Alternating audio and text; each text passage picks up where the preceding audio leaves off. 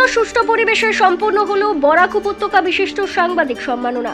তমজিৎ ভট্টাচার্যকে বরাক উপত্যকা বিশিষ্ট সাংবাদিক সম্মাননা তৎসঙ্গে বিশেষ সংবর্ধনা চয়ন ভট্টাচার্যকে প্রদান করে দুই উপত্যকার সমন্বয় সেতু মজবুত করতে নির্ণায়ক ভূমিকা লাভ করে। রবিবার শিলচর গান্ধী ভবনে আয়োজিত অনুষ্ঠানে বিশিষ্ট সাংবাদিক চয়ন ভট্টাচার্যকে গামুছা মেমেন্টো ও ঝাঁপি দিয়ে সংবর্ধনা জানানো হয়।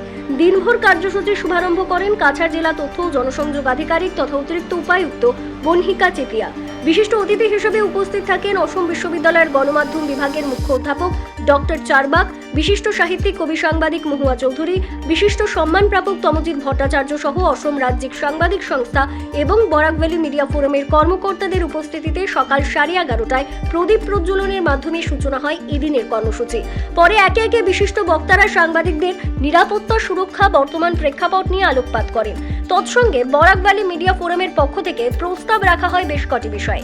প্রস্তাবে উল্লেখ, সাংবাদিকদের সুরক্ষা এবং নিরাপত্তাজনিত ব্যাপারে কেন্দ্র সরকারের আইনমন্ত্রী, প্রধানমন্ত্রী সহ দেশের রাষ্ট্রপতিকে লিখিত পত্রে যোগে দাবি জানানো হবে, যাতে কোনো ধরনের ষড়যন্ত্রমূলক মামলার শিকার হয়ে বিনা তদন্তে পুলিশের রোষানলে না পড়ে সংবাদকর্মী।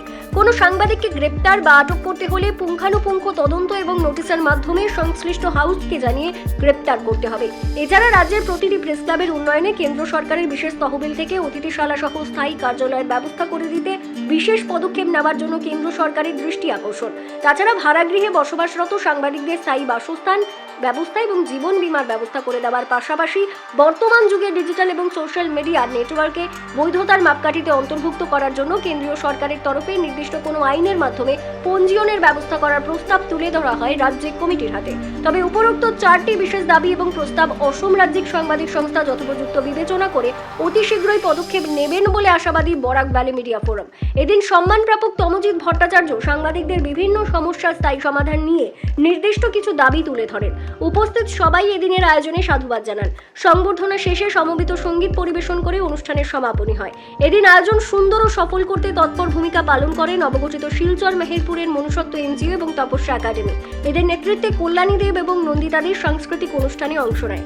এদিন অসম রাজ্যিক সাংবাদিক সংস্থার পক্ষ থেকে রাজ্যিক সভাপতি জিতু শর্মা রাজকুয়া, সাধারণ সম্পাদক প্রদীপ চন্দ্র ডেকা, কার্যালয় সম্পাদক সঞ্জীব ডেকা, কার্যকরী সভাপতি মনোজ কুমার বড় ঠাকুর, সহকারী সম্পাদক অমলনাথ, মরিগাঁও জেলা কমিটির সহ সম্পাদক মোহন হাজারিকা, রিঙ্কু কলিতা সহ বরাক ভ্যালি মিডিয়া ফোরামের সভাপতি সুধর্নিয়া সিনহা, সাধারণ সম্পাদক সানি রায়, সাংগঠনিক সম্পাদক সুশীল সিনহা, সহসভাপতি শুভ সুন্দর দেব চৌধুরী, কার্যকরী সদস্য বিশ্বজিৎ আচার্য, তাপস রঞ্জন নাথ, সুরজিৎ দাস, ইকবাল হোসেন চৌধুরী, রবীন্দ্র দাস সহ অনেকেই এদিন উপস্থিত ছিলেন। শিলচর থেকে তাপস নাথের রিপোর্ট, যুব বিচিত্রা ডিজিটাল ডেস্ক। আজ শিলচরের গান্ধী ভবনে আসাম রাজ্যিক সাংবাদিক সংস্থা ও বরাক ভ্যালি মিডিয়া ফোরামের উদ্যোগে আয়োজিত অনুষ্ঠানে বরাক উপত্যকা সাংবাদিক সম্মাননা প্রদান করা হয়েছে। এই সম্মাননা আমি পেয়েছি তমজিৎ ভট্টাচার্য, এবং পেয়ে আমি আপ্লুত, অভিভূত। কারণ আমার মনে হয়েছে পুরস্কার প্রাপ্তিটা বড় কথা নয়। এই যে আসাম স্টেট জার্নালিস্ট ইউনিয়ন বা Barak valley journalist forum, media forum, এই যে যৌথ উদ্যোগে যেটা করা হলো, এটা আমার মনে হয় বরাক ও ব্রহ্মপুত্র উপত্যকার সাংবাদিকদের মধ্যে একটা সমন্বয়ের সেতু রচনা করবে, যেটা বর্তমান কঠিন সময়ে খুব প্রয়োজন। সাংবাদিকতা যিটো বঁটা আমি প্ৰতি বছৰে এইটো বাহাল ৰাখিবৰ কাৰণে ইতিমধ্যে সিদ্ধান্ত গ্ৰহণ কৰিছোঁ অসম ৰাজ্যিক সাংবাদিকতাৰ কাৰ্যনিৰ্বাহক সভাই। ইয়াৰ পৰা আমাৰ জুৰি সমিতি থাকে, জুৰি সমিতিয়ে নিৰ্বাচিত কৰে। গতিকে আমি আশা কৰিম যে পৰৱৰ্তী সময়ত আমি প্ৰতি বছৰে এনেধৰণৰ শিলচৰলৈ আহি পেলাই আমি বঁটা প্ৰদানৰ অনুষ্ঠান আমি অনুষ্ঠিত কৰিম। আৰু পৰৱৰ্তী বৰ্ষত ভাবিছোঁ যে আমি অসম ইউনিভাৰ্চিটিত এই বঁটা প্ৰদানৰ অনুষ্ঠানটো আয়োজন কৰাৰ কথা আমি চিন্তা কৰিম 26 চনত। গতিকে আমি সকলো সাংবাদিক বন্ধুসকলক ধন্যবাদ জনাইছোঁ। আপোনালোকেও আহি আজি ইয়াত বিশেষকৈ এই কাৰ্য আপোনালোকে নিশ্চয় গ্রহণ করেছে। গতিকে আমি আপনাদেরকেও ইয়ার জড়িয়ে আন্তরিক কৃতজ্ঞতা জানাইছি।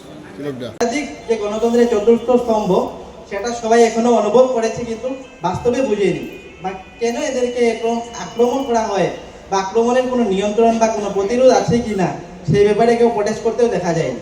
তো যেহেতু সাংবাদিক আক্রমণ হয়েছে বা অ্যারেস্ট হয়েছে, তার পিছনে আমরা কালো বেজ বা বিভিন্ন রকমের ধর্ণা কার্যসূচি করেছি, অনেক কিছু প্রতিবাদ হয়ে থাকে, কিন্তু প্রতিবাদই যে সমাধান নয় সেটাও কিন্তু আমাদের মাথায় রাখতে হবে। প্রতিবাদ করে আমরা থেমে যাই। যারা আক্রমণ করেছে বা গণতন্ত্রকে যারা হত্যা করতে চাইছে তারা তো ভাবে যে প্রতিবাদী তো ওদের সীমাবদ্ধ কাজ, ওরা তারপরে আর কি করবে। তারপরেও বিভিন্ন পদক্ষেপ আছে। যেহেতু গণতন্ত্রের চতুর্থ স্তম্ভর দায়িত্ব যদি সংবাদ মাধ্যমকে দেওয়া হয়েছে, তাহলে আইনও বানানো প্রয়োজন আছে যে সংবাদ মাধ্যমের সাংবাদিকরা কীভাবে নিরাপত্তা পাবে, কীভাবে সুরক্ষা তাদের দেওয়া যাবে, সেই ব্যাপারে আমি কিছু প্রস্তাব তুলে ধরার চেষ্টা করব। যারা উপস্থিত আছেন সাংবাদিক বন্ধুদের আমি অনুরোধ জানাবো, যদি সেই প্রস্তাব ভালো লাগে সবাই হাততালির মাধ্যমে সহযোগিতা করবেন, তখন আমি বুঝবো যে আমার প্রস্তাবটা আসলে সবাই ভালো লেগেছে। যদি না লাগে তাও বলবেন, যেহেতু আমরা আলোচনা করছি, সিদ্ধান্ত নিচ্ছি, যদি সবার ভালো লাগে তাহলে আমরা পরবর্তী পদক্ষেপ নিতে প্রস্তুতি হব। আমরা তো সবার জন্য কাজ করে যাচ্ছি আমরা, কিন্তু সাংবাদিকদের কিছু আমরা আগ বাড়িয়ে, যেমন অনেক সাংবাদিকতা করে গিয়েছে, কিন্তু অনেকে ওদের খোঁজখবর নেই না। তাই আমরা বরাকবিলি মিডিয়া ফোরাম আমরা প্রতিটি বছর পুরনো সাংবাদিকদেরকে কালেকশন করে আমরা প্রতি বছর আমরা সংবর্ধনা দেওয়ার চেষ্টা করছি। গত বছর আমরা হাইলাকান্দি জেলায় প্রশান্তি লজে এই প্রোগ্রাম আমরা করেছি। এবছর আমরা শিলচর গান্ধী ভবনে করেছি।